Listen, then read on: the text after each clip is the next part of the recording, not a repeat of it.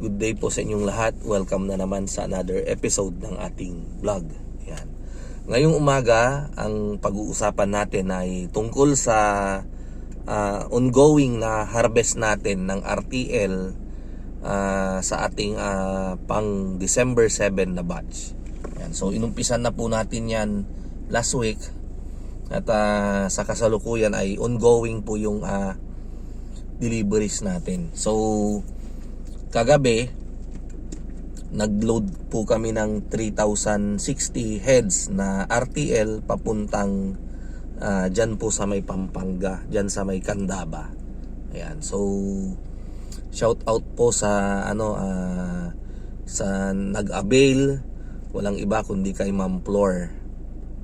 Ayan, Manalastas. Ayan.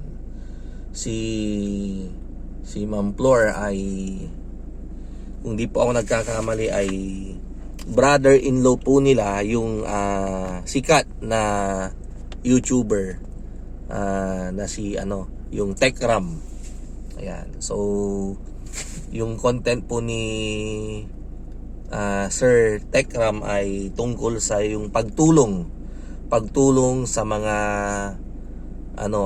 less fortunate na kababayan natin Ayan. So ang isa sa mga napanood kong vlog niya ay yung yung batang kargador sa may Divisoria. Yung bata na nagkakargador ng mga gulay-gulay doon po sa may Divisoria. And then inadapt niya po yan, and then pinag-aaral ganyan. So at least maganda po yung magiging future ng bata kasi tinutulungan po nila. Ayan. So maraming salamat po sa napakabuti niyong ginagawa. Ayan. So sana mas pagpalain pa kayo ng ating Panginoon. Ayan. So tungkol po sa sa ating deliveries, ongoing na po yung ating deliveries hanggang sa ito ay mag December 7 ay matatapos na po natin yung ating batch December 7. And then ang susunod pong batch natin na i-out ay yung pang January 9. Yan, sold out na rin po yan. Sold out na rin po yung pang January 9 natin na batch 2025. And then ang susunod naman po ay yung pang February 18. Sold out na rin po yan, yung pang February 18 natin. Sold out na rin po. At ang ongoing po ngayon at ang open for booking ay yung parating nating sisiw sa December 4 or December 5. At kapag ito naman ay dumating ng December 5, ito po ay magsi 16 weeks sa March 27. So abangan nyo po yan. Doon po sa mga nagpa-pencil booking ay abangan nyo lang po na once na dumating yung ating sisiw sa farm ay pwede ko na pong tanggapin yung mga partial payment ninyo. Nang sa ganun ay maibook natin at hindi kayo maubusan. Yan. So sa mga gusto pang magpabook, abang-abang lang po kayo ng aking yung magla-live po tayo. I-inform ko po kayo kapag dumating na yung sisiw natin sa pamamagitan ng ating live streaming sa ating Mang Mags FB page. Ayan. So yung sisiw po na yung RTL po natin, dun sa nagtatanong, ang RTL po natin ngayon ay 370 po ang isa. Nag-start po yan dun sa batch February 18 natin. Ganon din tong March 27. Ganon din po yung presyo. Ayan. So doon po sa mga gustong mag-avail ng battery cages, meron din po tayong battery cages for every 96 heads, 15,000 po siya.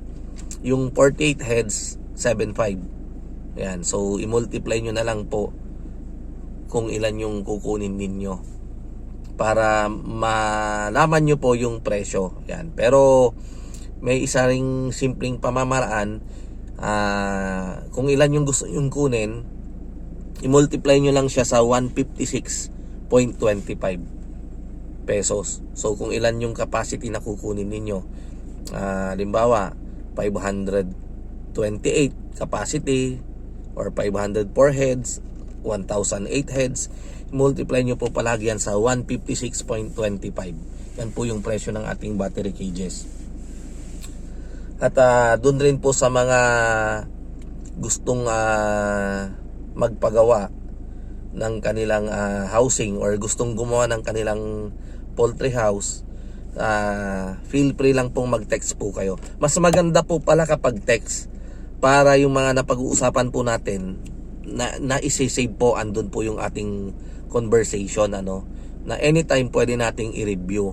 Kasi nga po minsan kapag tawag, hindi ko po matandaan lahat yung mga pinag-uusapan natin, lalo na po sa dami ng tumatawag na nag-i-inquire.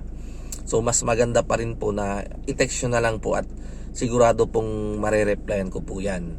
At ganun din sa messenger ng Mang Mags FB page. Ayan. So message lang po kayo at sasagutin ko inyong katanungan. Mas maganda po, mas mabilis sa ating text, sa pagte-text sa ating number 0927-427-1056. Ayan po. Ayan. So abang-abangan nyo lang po. At abangan nyo rin yung mga i-upload nating video tungkol dun sa mga iba't ibang nag-inquire sa atin. Kagaya nung isang kababayan natin, actually namin dito sa probinsya ng Pangasinan, sila po ay taga San Fabian. Nakaka-amaze po kasi dati silang driver bodyguard ng United Nations Secretary General na si Kofi Annan. Yan, so nakaka-proud po, isa pa lang Pinoy ang dating driver bodyguard ni United Nation, former United Nation Secretary General Kofi Annan. Yan. Kaya lang nakakalungkot kasi nga si Sir Kofi Annan ay wala na po. Sila po ay sumakabilang buhay na. Ayan. Pero kilala ko po siya dahil nung ako ay nasa high school, sila po ang madalas na nasa aming current events digest. Ayan. So yung mga batang 90s, yung mga kaedad ko, sigurado kilala nyo rin siya, di ba? Ayan. So ako po ay 47 years old na ngayon. Ayan. So nakaka-proud talaga ang Pinoy, kahit saan mo dalhin yung Pinoy, talagang talagang magaling siya, di ba? Kaya gustong-gusto rin tayo ng mga ibang lahi, di ba? Tayo yung pinipili, di ba? Kapag i-compare tayo sa mga ibang Asian countries, Yan, so congratulations, at I'm sure ganon din yung marami din sa inyo na mga viewers ko ang syempre OFW na nasa iba't ibang department, kung iba-iba yung trabaho. Yan, yung mga machinist diyan, mga mga machine operator, yung iba sa fabrication, kung ano-ano pa. Yan, I'm sure magagaling ang Pinoy. Ayan, so shout out po sa inyong lahat. Ayan. So medyo yung boses ko po dahil katatapos lang ng piyesta namin. Sinelebrate namin yung barangay piyesta namin ng 1 week, iba't ibang mga activity. Merong Miss Blooming Gay, ganyan. Merong Ginang Marites. Meron yung ihawan sa daan. Nag-ihaw-ihaw po kami ng mga bangus, ganyan. May mga live band, merong pabingo, merong pa ba yung mga yung mga activity namin, ang dami. Yan. So sa awa ng Diyos, nairaos naman po namin ng maayos. Ayan, so in honor sa aming patron na si Christ the King. Ayan, so naisagawa naman namin. This is first time na nagawa namin during my first term. Ayan.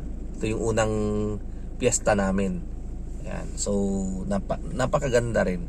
Masaya. Masaya lalo na yung hindi ko makalimutan, kwentuhan ko lang kayo. Yung Miss Blooming Gay. So yung Miss Blooming Gay, andun sila sa stage, and then andun ako sa second floor ng aming barangay hall, andun ako sa may balcony, and then nung nag-start na yung magsalita yung mga kandidata, yung candidate number 1, sabi niya, hindi ako magsasalita kung hindi ako hahalikan ni Kagawad, sabi niya ganun, si Kagawad Lawrence. Yung Kagawad namin na yan, guwapings, bata pa, may itsura, kaya sigawan ng mga tao. Itong si Kagawad naman biglang umakyat ng stage, tapos hinalikan niya yung contestant. So doon pa lang talagang tumitili, sumisigaw yung mga audience, yung mga barangay mates namin. So masaya. And then yung second contestant, sabi naman niya, kung ikaw, sabi niya ganun, kung ikaw ay hinalikan ni Kagawad, ako naman hindi ako magpapatuloy hanggat hindi ako niyayakap ni Kapitan, sabi niya. So nagulat ako, andun ako sa second floor, doon ako sa terrace na nanonood. Biglang sigawan ng mga tao nung sinabi niya yun. So ako naman, syempre, piyesta, kailangan nating mapasaya yung mga tao, although hindi natin usual na ginagawa, pero sa atin okay lang naman yan.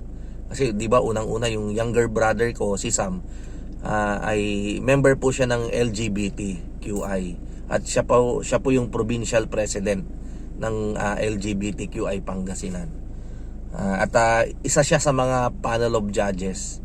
Ayan, so masaya.